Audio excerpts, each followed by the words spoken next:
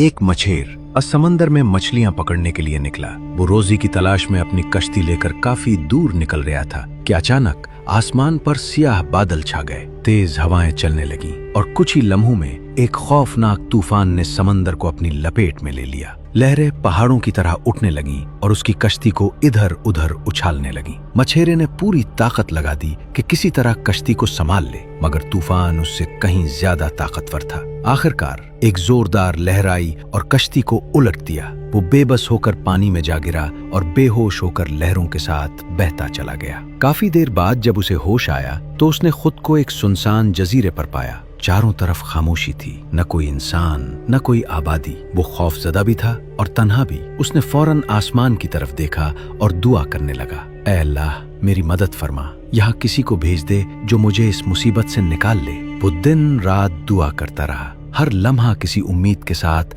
आसमान की तरफ देखता। मगर कई दिन गुजर गए और कोई मदद न आई। वक्त गुजरता गया, उसकी उम्मीद आहिस्ता आहिस्ता टूटने लगी। आखिरकार उसने सोच लिया कि शायद अब वो कभी वापस नहीं जा सकेगा। उसने अपने लिए वहां रहने का बंदोबस्त करना शुरू किया। लकड़ियां जमा की और एक छोटी सी झोपड़ी बना ली ताकि धूप, बारिश और सर्दी से बच सके। अब वो उसी झोपड़ी को अपना घर समझकर रहने लगा और रोज खाने की तलाश में इधर उधर जाता। एक दिन वो जजीरे में खुराक की तलाश में निकला हुआ था। जब वापस आया तो उसके कदम रुक गए। उसने देखा कि उसकी झोपड़ी में आग लगी हुई है। शोले बुलंद हो रहे थे और उसकी सारी मेहनत जलकर राख बन रही थी। ये मंजर देखकर वो टूट गया। वो जमीन पर बैठ गया, आंखों से आंसू बहने लगे और वो आसमान की तरफ देखकर बोला, ऐ अल्लाह मैंने तुझसे मदद मांगी, तूने मेरी न सुनी। मैंने अपने लिए एक छोटा सा घर बनाया, तूने वो भी जला दिया। अभी वो गम और मायूसी में डूबा हुआ था कि अचानक उसे दूर से कुछ आवाजें सुनाई दी। वो चौंक कर खड़ा हुआ